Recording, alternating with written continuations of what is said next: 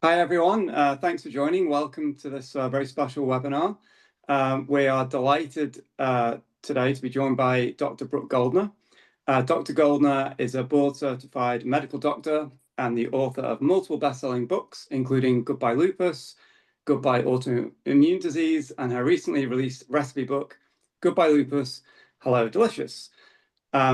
Dr. Goldner graduated from Carnegie Mellon University with honors for genetic research in leukemia and neurobiology, graduated from Temple University School of Medicine, and was chief resident at UCLA Harbor Residency. She has published multiple case studies in fully reversing lupus and Sjogren's disease and lupus nephritis with her nutrition protocol. She is the sole autoimmune professor for the plant-based nutrition certification from Cornell University and a member of the Forbes Health Advisory Board. Dr. Goldner has dedicated her life to educating the public, physicians, and testifying to government committees to improve health through better understanding of nutrition that optimizes cellular function, repair, and immunity that has saved her life and thousands of others around the world. So Dr. Goldner, a very warm welcome and thank you so much for joining us today. Oh, it's my pleasure. Thank you so much. Okay, so yeah, I'm James O'Toole from Plant-Based Treaty, and joined also with by Anita Krajnc from Plant-Based Treaty. Yeah, let's get straight to it. First question, Dr. Goldner, can you please explain to everyone how you reversed your autoimmune condition lupus through dietary change, and what did your diet look like before and after, and how did you find this discovery? I slipped and fell into it. Is how I found it. So, I wish that all that list of credentials that you just read off somehow gave me the insight that nutrition was the key to getting my health back. But no, it was quite the opposite. I was fully indoctrinated into the scientific world where, these diseases are genetic. They can be treated. They're chronic, but they can't be reversed or healed. So it was purely an accident. It was no foresight or brilliance on my part, but just a willingness to go with what happened. So I'd been sick since I was a kid. I diagnosed with lupus at 16. And back then I was in kidney failure. I had to take a lot of medication to survive that period of my life. So at the time they diagnosed me, they said I had maybe 6 months to live unless I did experimental treatments. So I know nobody's excited about being experimented on by their doctor, but when the other option is maybe dialysis and possibly death, suddenly become open. So, thankfully the medications they gave me between chemotherapy and steroids and everything else saved my life, and it inspired me to be a doctor and to be able to help other people overcome scary illnesses and still lead good lives. It was a difficult life, but I'd accepted it as part of my life. And even through medical school, I got blood clots. I had to start taking injectable blood thinners because I was having mini strokes. And I just found a way to be grateful every time that no matter how scary the diagnosis, I always made a comeback. And that's how I thought of myself. I'm the comeback kid that somehow, some way, I'm going to keep moving forward. I'm going to keep going after my dreams, and I'll live as good a life for as long as I can, even if it might be shorter than others. So I had no concept of or premonition or even desire to look for alternative treatment. I was just glad the treatments I had kept me alive. Granted, I had to take a lot of medication. I had medications for migraines. I had medication for joint pains. I couldn't go in the sun because of my rashes and autoimmune issues. But I was just glad to be able to wake up every day and study and look forward to my career. Wasn't looking for anything more. I didn't believe there was. I actually was very lucky that my medications were working for me. So what happened was I fell in love. I fell in love with my husband, Thomas Tadlock, and he was and is everything. He was willing to love a sick person and even wanted to marry a sick person. Even when I gave him the whole speech that because of the kidneys and the blood clots, I can't have children. I'm in the process of becoming disabled. There's going to be a period of time where you're going to have to take care of me when I become disabled, and I probably won't live a long life. And he took all of that on unflinchingly. He said I was that great that he'd rather have a short life with me than a lifetime with anybody else. And he was not only willing to, but excited to spend whatever time he had with me. And so that was the best thing ever. Wow, I get to have purpose and passion. I just gotten into my residency, my first choice residency. I was going to Los Angeles and going to be at UCLA, Harvard. And now I had love. It was like life couldn't be any better. So what? I also had lupus. I also had joint pain. I also had kidney problems, but I was excited. So he gave me that. And then on top of that, my husband, he also has a best-selling book called Miracle Metabolism. And at the time, his obsession was, he was in grad school at the time in exercise science, was in understanding what the right human diet should be for the fastest metabolism possible. Because as you might be aware, many people are aware, even people who are nutritionists, even health coaches, even personal trainers, no one seems to know the right diet for humans, right? High carb, high fat, low fat. Oh wait, don't eat 1 meal a day, 3 meals a day, 6 meals a day. Nobody knows what the heck humans are supposed to eat. But you can ask a scientist in any other field, and they can tell you exactly what other animals are supposed to eat. We have lost it. We've lost our connection to nature and human biology. So he was fascinated by this. For him, it was purely aesthetic. He wanted to sculpt the perfect body. He loved exercise and he loved transformation.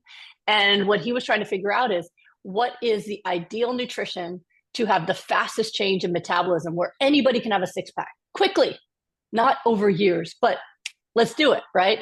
And so that's what he was studying. And so when he wasn't getting the answers from his professors, he started to go into the industry. He made friends with someone who made supplements.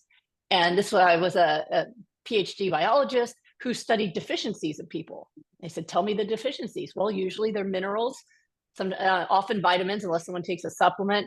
And so he started looking at, how do these deficiencies create metabolic issues? Okay, cellular function goes down, metabolic rate goes down. Where do you get minerals from? Oh, vegetables. They grow right in the soil. There's minerals there. And so he started to put together what became our hyper-nourishment protocol. I saw on your Plant-Based Treaty Facebook page and website, there's pictures of our smoothies, and my face is all over the place. You need some pictures of Thomas, because he was the original guy, right? And so when we were getting married, I said, well, you're flying to New York on a regular basis, training celebrities for their music videos and MTV. I want to look like an MTV music star at my wedding. Who doesn't? What woman doesn't want to look amazing? So I asked him to train me, and I said, I'll do a nutrition plan as long as there's no meat in it. Because at the time I was a vegetarian. I'd been a vegetarian since I was about 13. I read John Robbins' book, Diet for a New America. My whole family read it right at my bat mitzvah.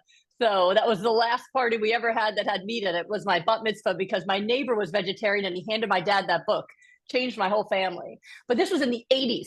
So no one even knew what a vegetarian was. A vegan was something we had no concept of it. So my whole family had given up meat. But at the time, we kind of just substituted it with more eggs and dairy, thinking we were doing something that was good for animals and the planet, but not taking it as far as people know to take it now, if you really care about those things.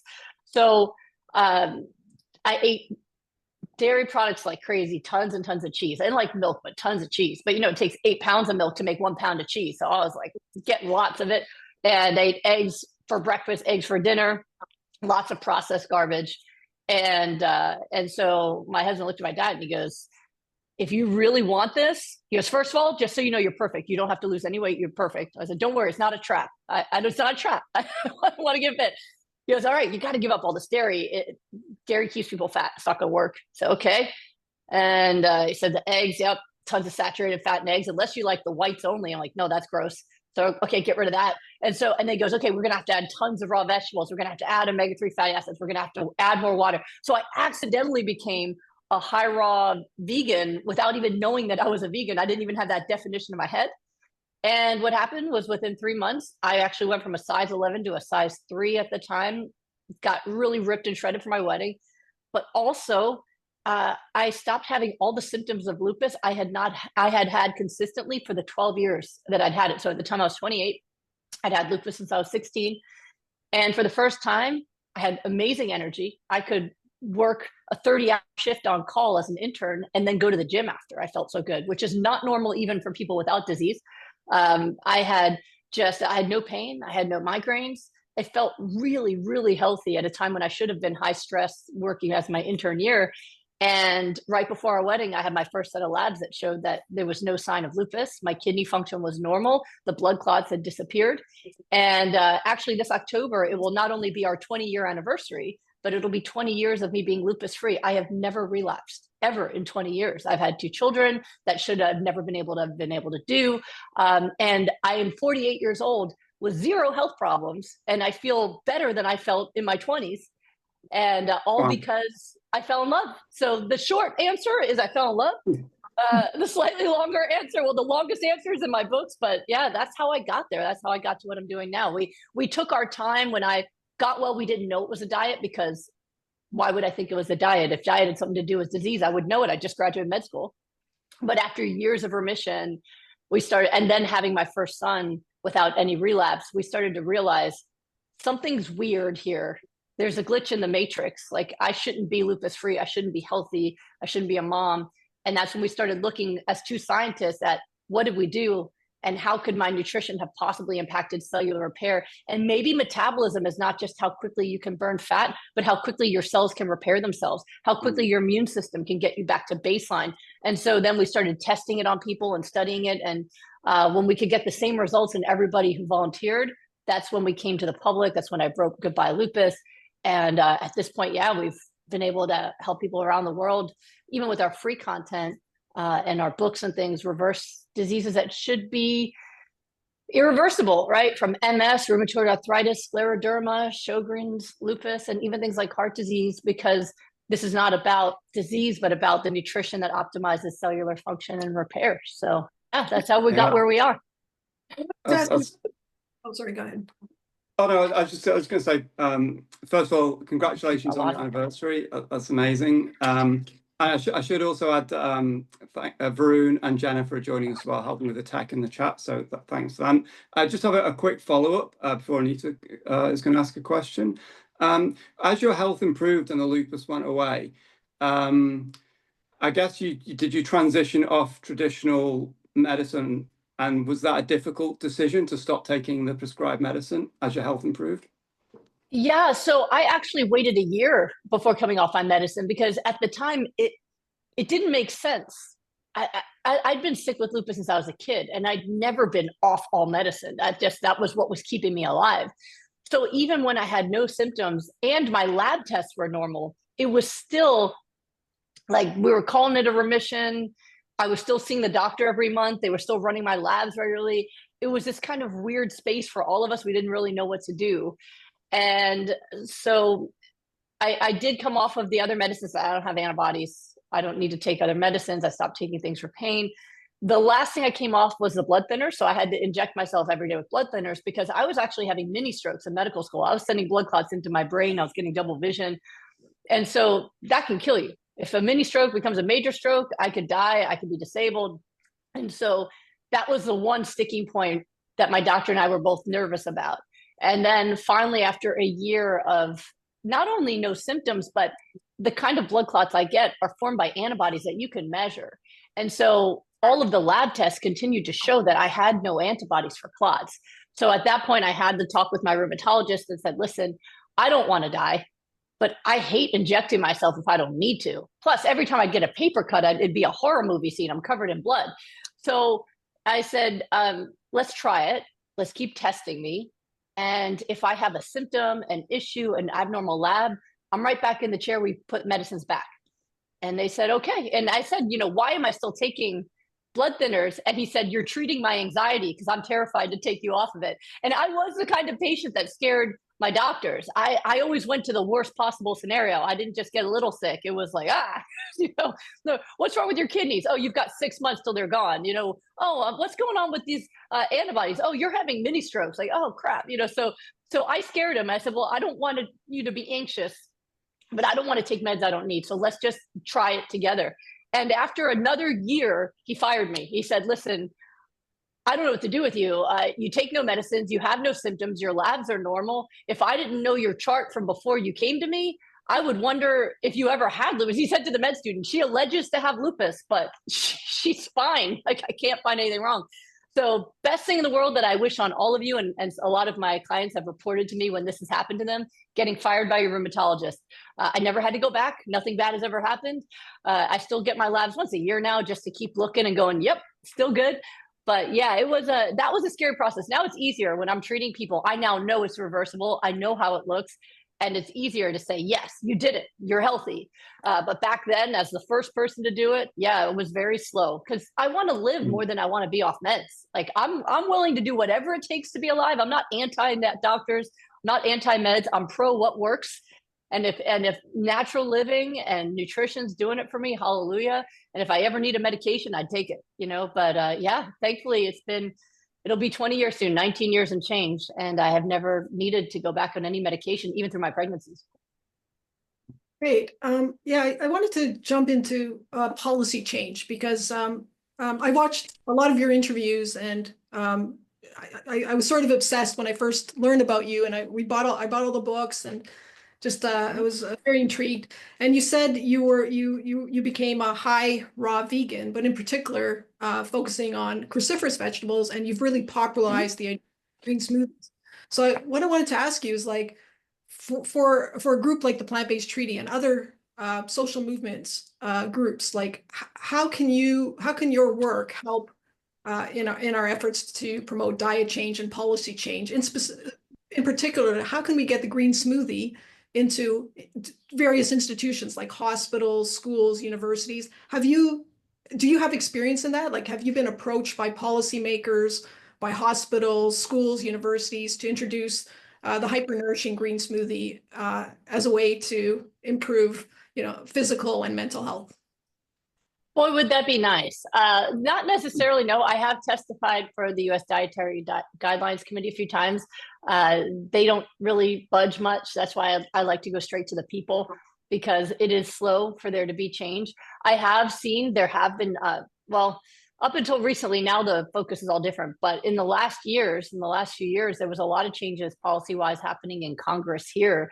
There was a whole committee who was working on making sure all federal agencies had plant-based meals. And even in places like New York City, every public school is required to have plant-based meals. And every public hospital in New York City, the primary meal is a plant-based meal. You have to ask for something that's not plant-based. So I do see policy changing. I've spoken at medical schools. It's always the students that invite me. So that's pretty cool. I've spoken in different medical schools here in the States, and also online, even through the pandemic, at schools in Australia, New Zealand, other places where they want the information. The new generation of doctors want to know better. They want to do better. And thanks to the internet, they're exposed to it more. When I went to medical school, it was just what you learned in your classroom. So I definitely have been able to reach them. Kaiser Permanente asked me this year to be the keynote speaker for their wellness event. It got canceled last minute because it got snowed in. But there were supposed to be thousands of doctors there for their big wellness event. So when a big hospital system like that says you're the expert, that means a lot to me, because their system is designed more for wellness, because Kaiser is both the insurance company and the hospital. So they save money when their patients do not go to the hospital. They get to keep the insurance money and not pay it out, right? So there are systems where I'm getting more traction. But I do think it's very much still a people's movement, just like what you're doing, that we're not going to get change without pushing for it. And it's not going to be one of us that has that answer, but really all of us coming together, pushing for it to happen. It's actually a project my son wants to work on. Solomon, he wrote his own book, 50 Comebacks for Vegan Kids. And he now, for the first time ever, he is in a school that has plant-based meals. And it's his first time in private school, and he's very lucky that we can put him in this private school. We weren't able to do that before. We could do that for him, and he really wanted to go to the school, and he got accepted into it, and it's a wonderful school.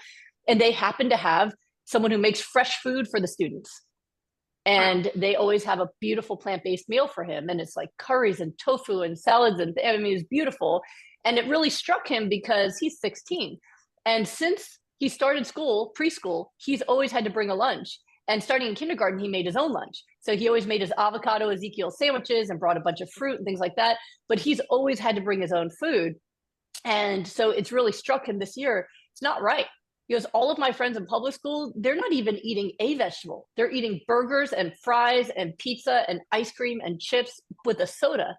And he goes, I don't know what's going to happen to them. They're going to be sick people. He said, I'm the only one of my friends that didn't have acne in public school, and they all said it was hormones. He goes, I have hormones, he's got, but it's the diet, and he understands it, but he grew up in this family, and so I really love it that he's coming to that on his own. And that's what he wants to do something about that now. And he's really formulating ideas now about how maybe he can push more for these changes to happen in our public school system. So I think we all have to own the piece of it that means something to us, because when we have meaning, we have passion, and suddenly we have all this energy to go after it.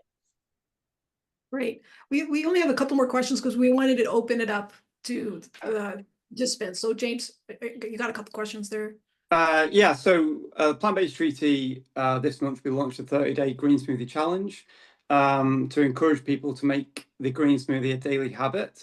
What mind shift or practical tips would you suggest to help people really make it a daily routine? And do you have any, and I know you do because I've read your books, do you have any success stories that might inspire them to stick with it?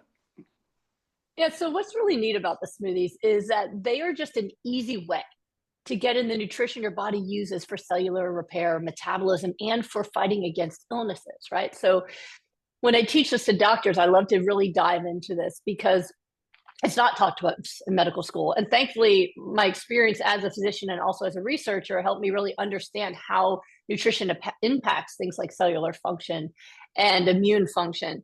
And what's beautiful is how simple it can be, right? The green smoothie seems like it's a bit too easy to be so impactful. But what we figured out is if you make it the way we teach, and you've been posting all sorts of stuff from us. So we have free information at smoothieshred.com. That's our website that my husband made as a public service.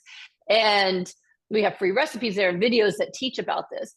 But what we found is essential for optimizing not only your metabolism, but your immune system's ability to do things like fight diseases, keep inflammation down, even fight the aging process is very connected to your nutrition level, is that if people consume about a pound a day, or if you're not in the US, 454 grams a day of high nutrient vegetables, like cruciferous vegetables, definitely number one. Spinach can hang with it. It's not cruciferous, but pretty high nutrient. If you can have a pound of that a day, raw, it has to be raw. And the studies now are catching up with why, and I can talk about that in a moment if you want.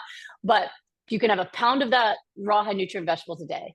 And about, if you're not sick, a handful of flax or chia seeds a day, or like a couple of tablespoons of cold pressed flax oil. And you can get in about 96 ounces of water a day, which is like 2.8 liters.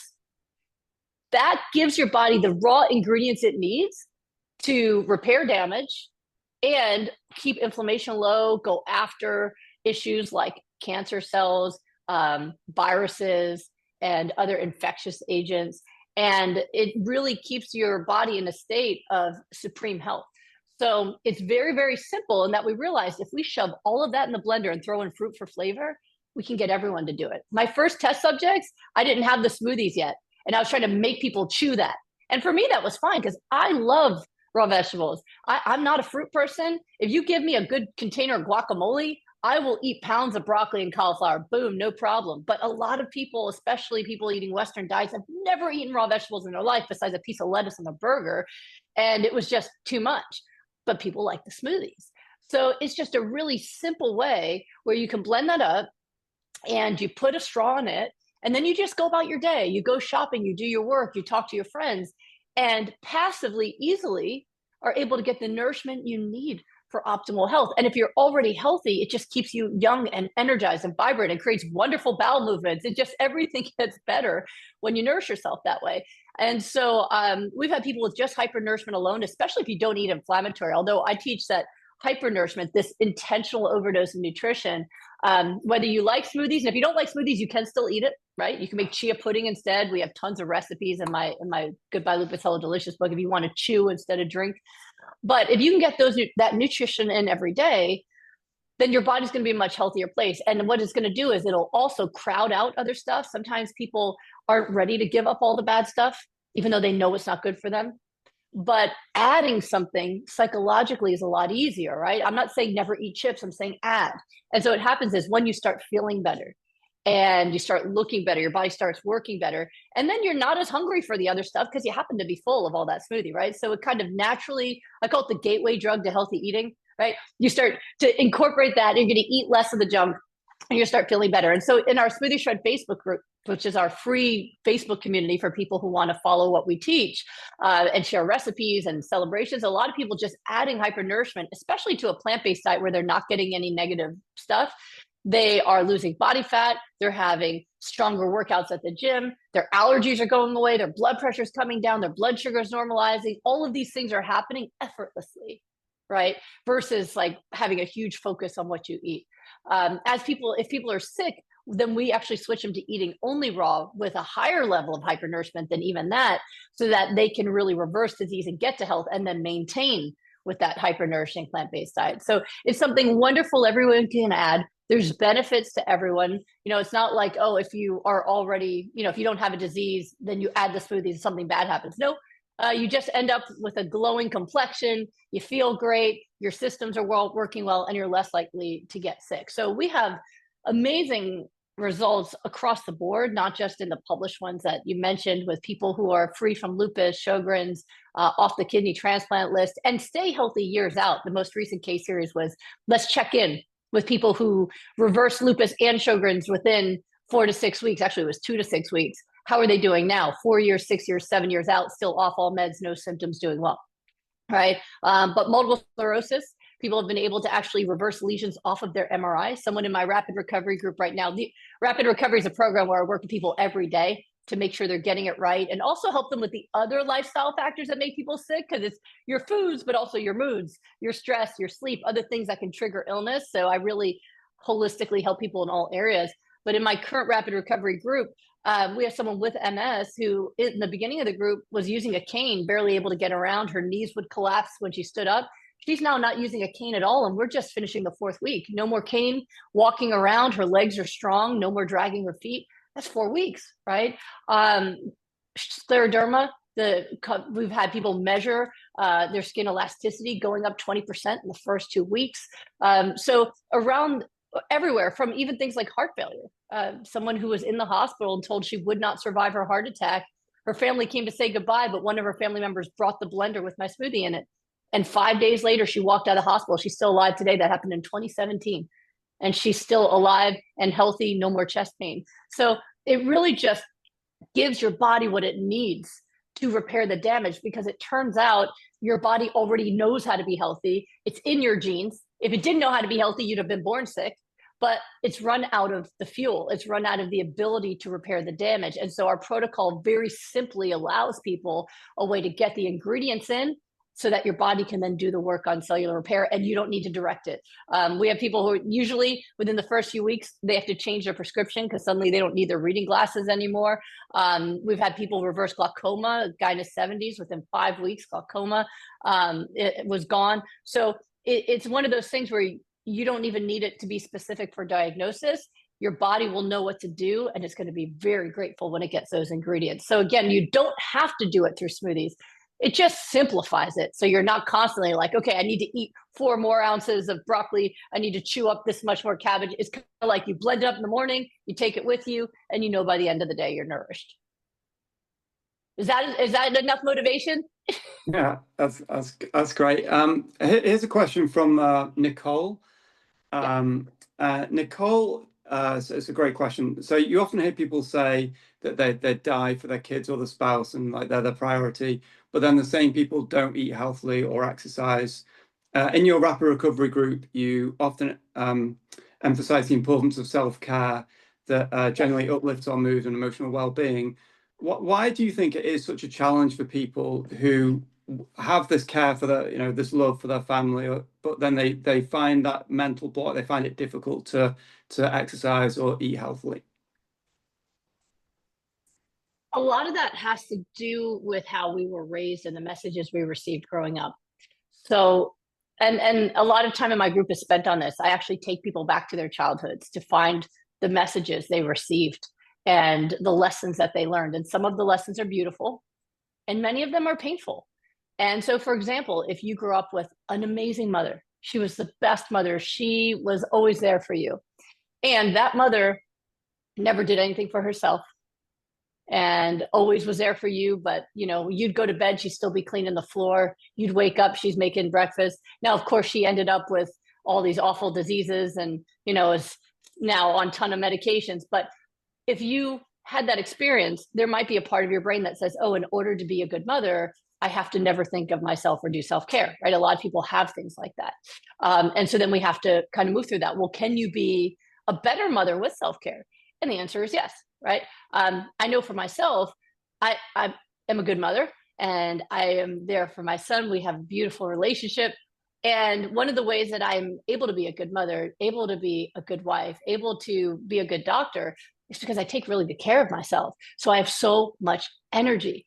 And if I right now was sick with lupus and barely able to move, and I was with a migraine and joint pain and sick, who would I be helping? And how could I, you know, my son would barely know me, right? I'd be in the bed. And we actually had a member of our group where partway through the group, she finally emerged from her bedroom to come downstairs to sit with her family and watch TV, and they applauded because they've missed her so much. So I always talk to people about that, that if you think that you cannot be a good parent by taking time out for yourself or self-care, eventually you're going to be so sick, you'll be an absent parent. You won't even be there.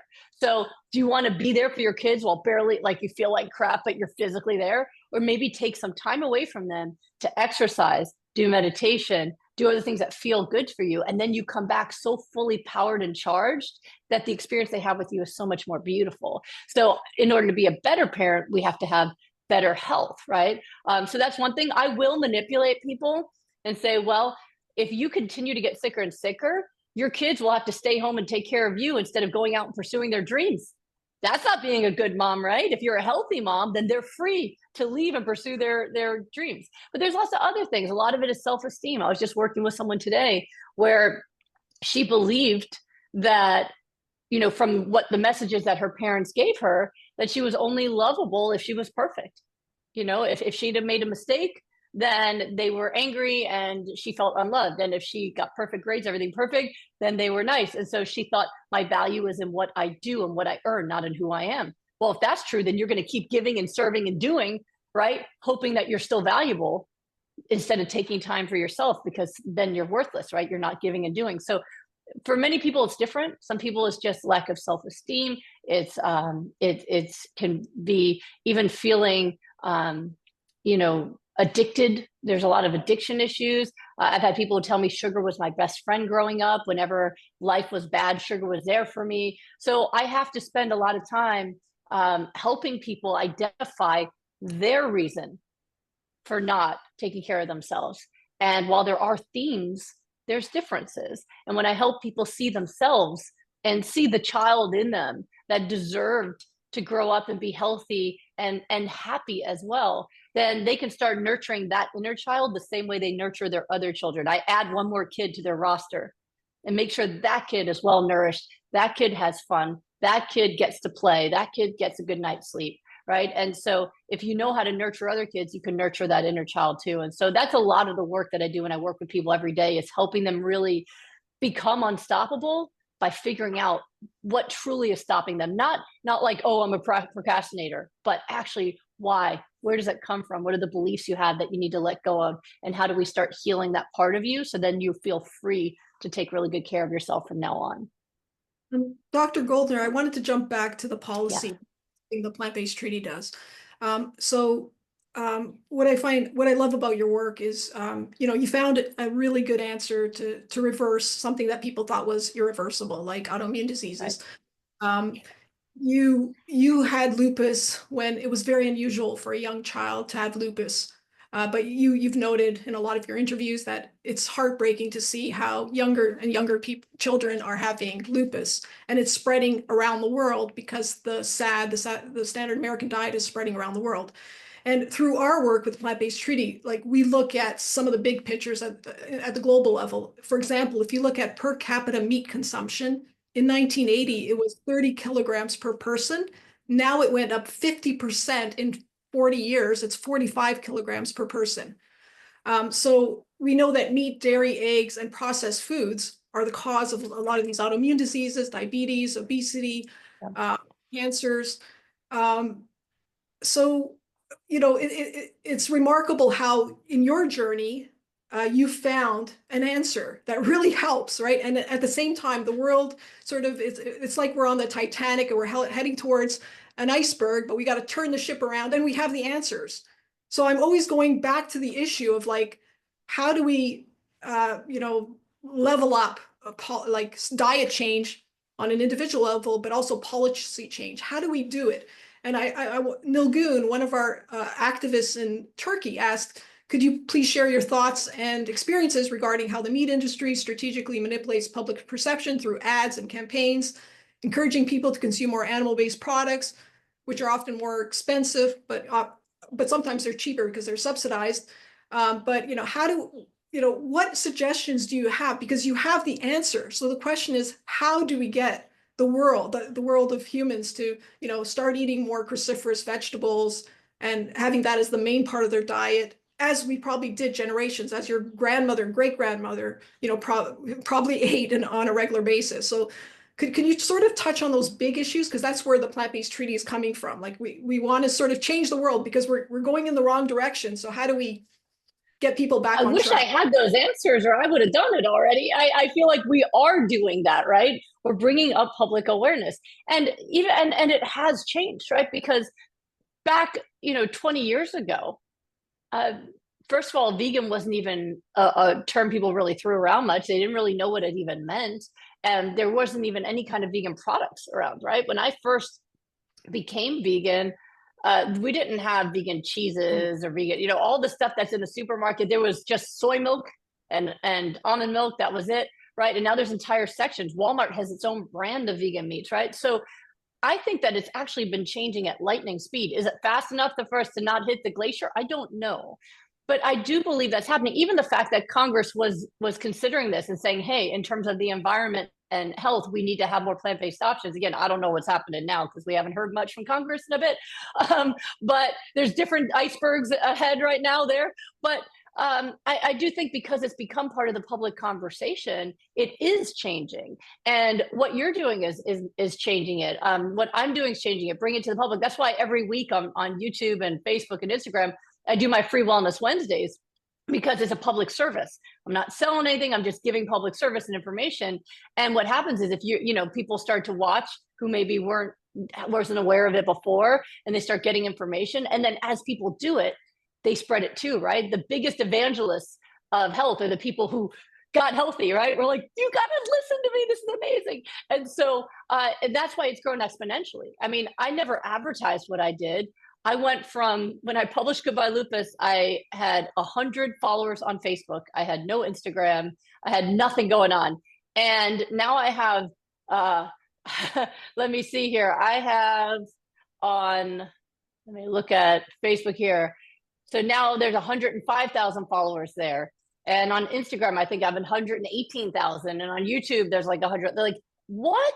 But that all happened naturally and quickly because people were sharing, this worked for me. You got to check this out. Isn't that what you did? Isn't that why you're talking to me right now? You tried it and you went, whoa, this is awesome. I got to share this, right? So I think that we are all doing that. We are all sharing our experiences. And thanks to the internet, we can share it pretty loudly.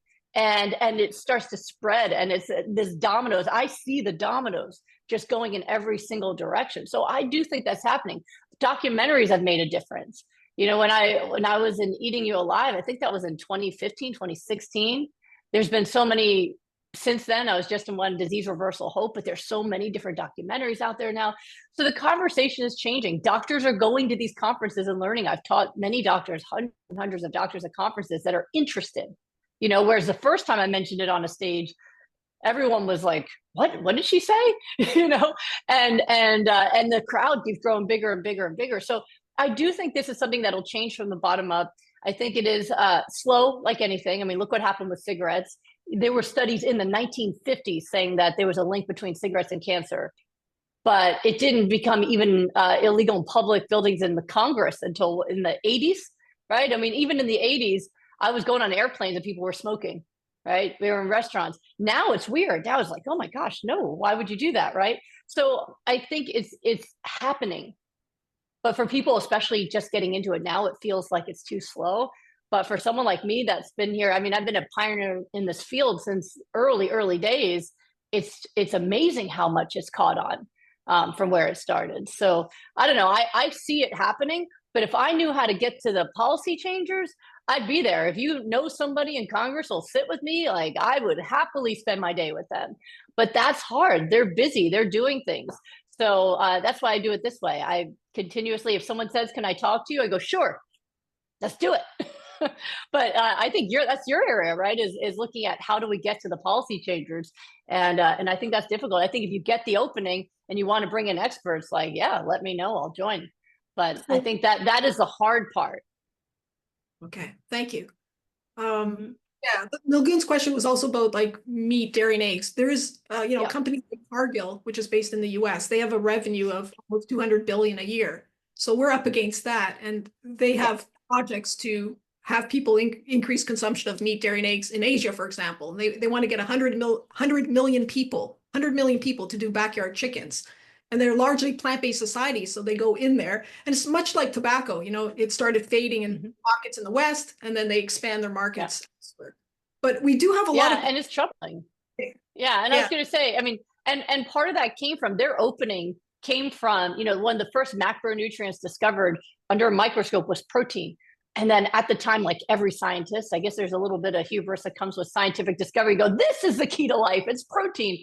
And that has just taken off. And so every company, oh, we're protein, we're that. People are dying of overdosing and all these proteins, but it's just so in their heads, and it is capitalized over and over again. Even there's been changes there. Like, remember dairy, when I was a kid, their slogan was milk does a body good. Now it's like got milk or milk life. Why? Because you can't say that. It's wrong and you can get sued. It does not make a body good. It is actually very deadly. I mean, it's going to increase cancer, autoimmune disease, asthma, all sorts of things. So there's been some changing there, but there's also doctors that are just as vulnerable to the marketing because there's still no medical training in this area. And so, I have people come to me who are in kidney failure now because their doctor put them on a keto diet for their autoimmune, and then that triggered their kidney failure, made diabetes worse. Now they've got, their lipids are 8 times what they should be.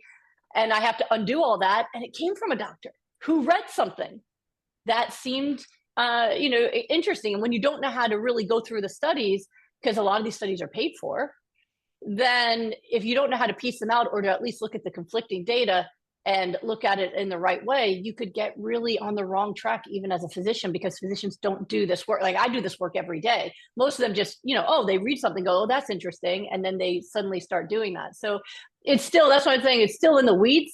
And that's why it's so important to keep sharing the information with people to help them get it right. There are some great questions in the chat, Dr. Goldner. So one is from Wall, the eternal question: how do you get people who have chronic disease to give it a try? Another question, I'll just give you 3 and see which ones you want to answer. Agnes Chesky asks, can people who had kidney stones have the green smoothie? And then finally, Noel Santos in Portugal asks, could I ask you what you think about fasting and if you recommend stop fasting with a specific smoothie? Okay, so in order to get people to start them, I usually just say, just tell them let's see if we can try it. Maybe we can do a challenge together. Maybe we can just, let's team up and see if we can do this together and see how we feel. Let's try it. Why not? No harm done, right? So usually if you can get people to agree to a certain period of time, it's kind of like okay, let's do it, right? What could be the harm? Let's see what happens. And the second question was about kidney stones. So I've gone into depth. If you go to my YouTube, I have so much content there that I give for free to help people. So one of the issues, and I think a lot of this stuff comes from industry where they try to kind of get people off the track by throwing in these little red herrings.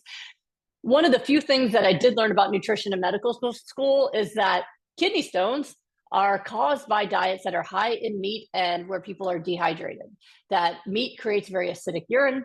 And when your urine's very acidic and you're dehydrated, then these stones can precipitate out. They can come out of the solution. So kind of like, you can put a certain amount of salt in something in water and stir and stir and stir, and it's gone. And then you add a little bit more and suddenly the salt falls out. Well, it falls out of solution and you get a stone. So the answer is actually, if you can eat a plant-based diet, and especially a very alkaline one, which green smoothies make your diet very alkaline, makes the urine alkaline. I have people whose urine pH is 8, sometimes 8.5, right? So if you can have alkaline urine and you're very hydrated, which is what I teach for hypernourishment, you will actually decrease your stones. My husband used to have kidney stones when I met him, but he was on a high meat diet. Ever since becoming 100% plant-based, he has never had a stone again. And he was drinking a gallon of water both ways, but the difference was taking out the meat. Right. So for most people, that will get rid of the stones. Now, there are some people who genetically will always make stones, and some of those, or they have certain issues, like if you have kidney disease, if you have diabetes, if you've had gastric bypass, some of those folks are more likely to create stones because of their health problems. Then you can take out the highest sources of oxalate like spinach and beet greens, but still want to have the kale and broccoli and cauliflower and other things because, again, the alkaline urine. So those folks can still do it and probably should do it. So that was the second question. And then the third one, give me a reminder. So that question was from Noelle about fasting. Fasting, yes. The neuron just fired. So fasting, I don't typically recommend fasting because I recommend the opposite, overdosing in nutrition. That said, there are some people who do better in terms of food addiction with fasting. So they go, oh, if I start eating at 11 or 12, I tend to have less cravings and finish my meals and do better. Or if I stop eating by a certain time, I tend to have less cravings. If that works for you and you can get all your nourishment in, that's fine. But typically for people to eat the amount of healthy food I want them to, they're eating all day long. And that's great. You don't have to cut that off when you're eating the right things. So if you're trying to reverse disease, you need nourishment. Fasting can make people feel better, but that just means that not eating was better than what you were eating before, right? But nourishment, especially hypernourishment, is going to give your body what it needs to repair the damage and get you well and keep you well. James, did you want to look at the next 3 questions? Yeah, well, there's a couple of questions, one from Steph and Cindy, and they were a bit similar.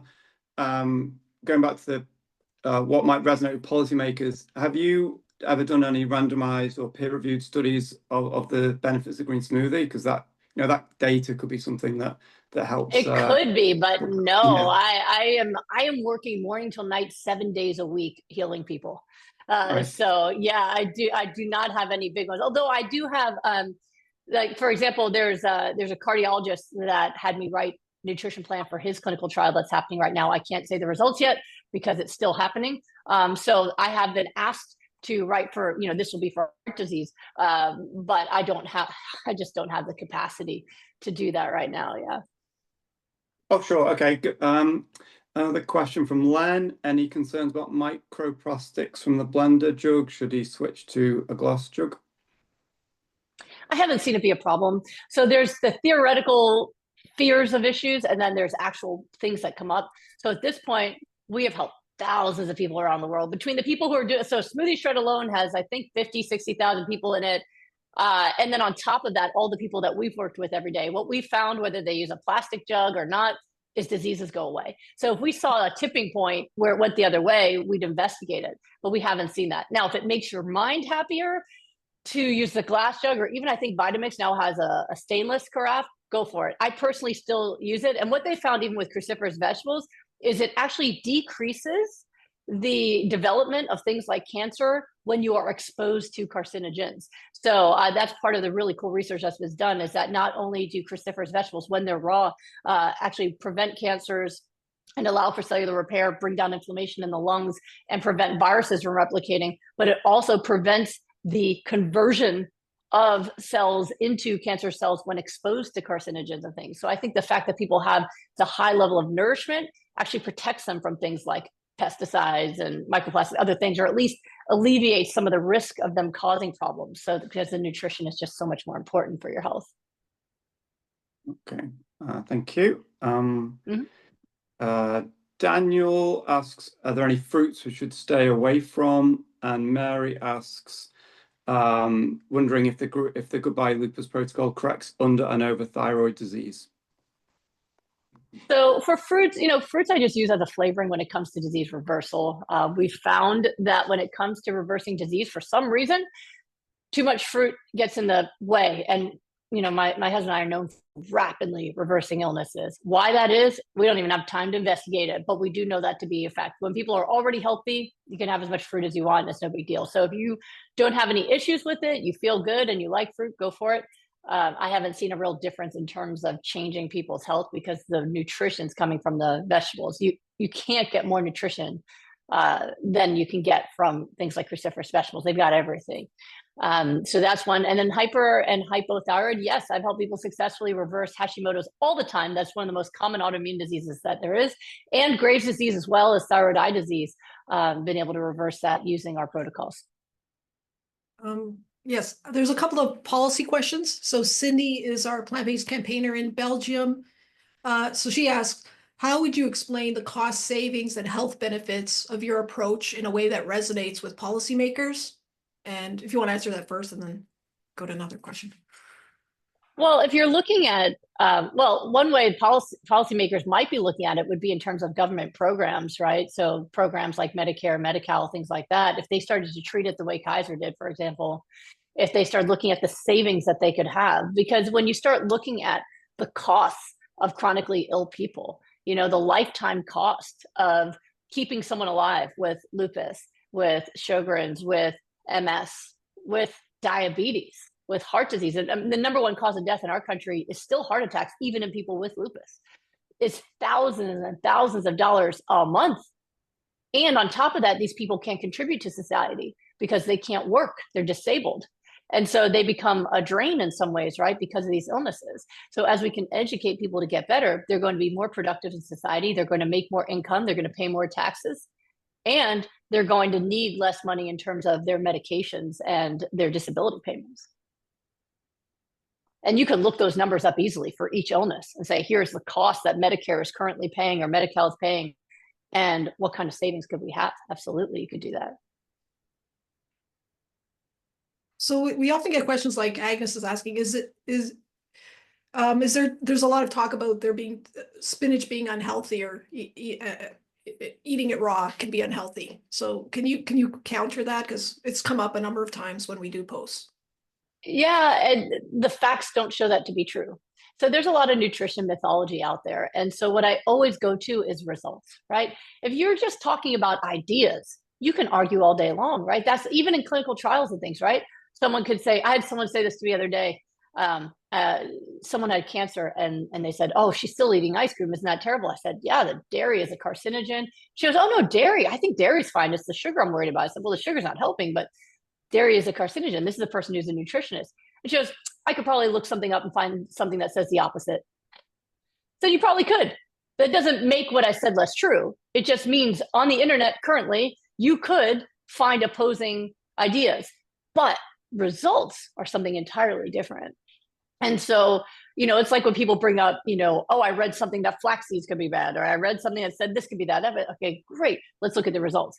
Out of the thousands of people who are eating flaxseeds or hypernourishment, how many of them have gotten toxicity? Oh, 0. Okay, right? Same with spinach, right? There's some people who are more sensitive to spinach. Sometimes people have more loose stool with it or something, or maybe it's how clean it is, right? But generally speaking, we've had people, they're using spinach every single day. I use Power Greens every day, which is a mix of spinach and kale. And sometimes if they're out of that, I just buy spinach and perfect health. So you have to look at the people who are doing it and then see what the results show. And if the results show that someone having a pound a day of mixed greens, their cholesterol is going down, their blood pressure is going down, their kidney function is going up, their heart disease is going away, their energy's through the roof. You can't make them shut up because they're just too excited.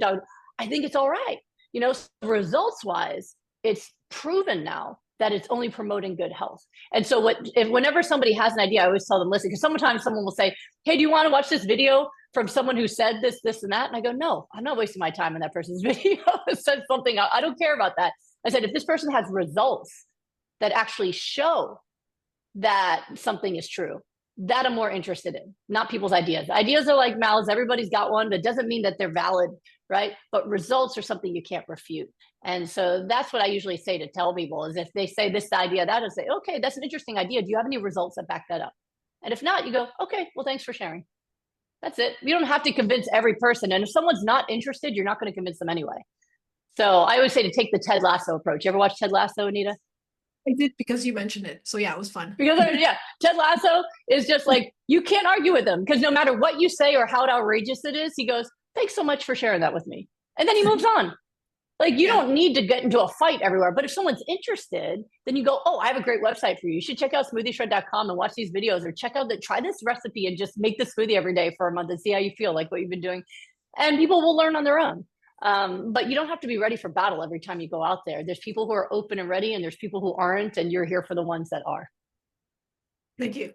Ellen Dent, she's a young mother, and she's a plant-based campaigner in Pittsburgh, Pennsylvania. And she asked, do you know of any schools that have added green smoothie, green salads, or chia pudding? I saw one of your videos where you said, have a salad bar, which was a brilliant idea. So you don't only have to have green smoothies, that can turn pink or red. But I like your idea. I was just wondering if you have some, well, you mentioned your son, but also like, do you have other experiences of, schools being interested in the green smoothie? It's interesting because I've had instances where, like, when we lived in Austin, the school principal started following me, and he would come up to me in the hallway when I was dropping off my for kindergarten or first grade, and he said, "Hey, my daughter's off dairy, and hey, I'm doing green smoothies," but it wasn't brought to the school. It was just he was doing it. And he told me not to have my son come to school on the day they brought the dairy industry would come one day to bring the cows and like teach everyone why they should eat dairy to the elementary school. So he told me just don't even have him come to school. So it was like I had an ally, but in secret. So it hasn't been that great. By the way, hi in Pittsburgh. My husband and I both went to Carnegie Mellon in Pittsburgh. We love Pittsburgh. But yeah, I think that's something that as parents you need to do. I know I've done it as a parent. I always contact the food services people and ask about, hey, do you have salad? Do you have a vegan option? Usually their vegan option is really a vegetarian option, and then you got to ask for no cheese or whatever. But that's an uphill battle, and I think that's something that you have to bring to like the PTA, that you have to bring to the schools, that the kids also need to request. I mean, that's why my son has gotten really interested in this idea that maybe just like how I try to bring health to the people, that maybe he could bring health to the schools as a student, and maybe that'll be heard more, So I think that all of us need to do our part that way to make it an issue. If nobody's speaking up at the school, they have very little reason to change. I'm also interested in, maybe finding out from other schools how they did it, right? Like New York City public schools, how did they do it? And let's look into what they did and how, besides having a mayor that was plant-based, there's some role models now. There are some people that we can look to and find out how they did it. But yeah, that I've done it more as a mom than as a physician or policy person. Oh, okay, thank you. So the hour is almost up, and we wanted to maybe ask you about how people can learn more. We know people who have taken your 6-week recovery, and it's just been beyond their expectations and very helpful to them from a mental perspective, not just physical. So we're wondering, there are people in the movement, in our movement, who are vegan, but they have autoimmune, and it's just heartbreaking. And how do I'd love for them to take your 6-week recovery. So could you maybe just explain a bit about the programs you offer, and also your Wellness Wednesdays, where people can join you every Wednesday? Yeah. Well, the most important thing for my husband and myself is we really believe that good health should be a public right.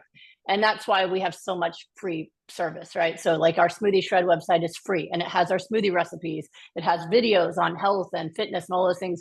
That's free. Our Smoothie Shred group on Facebook, that's a free community. Like we really want to just give and raise public awareness as much as possible. I always want people to save their life. And my husband's joke is, and I want to save your wife, right? But we believe that should be a public right.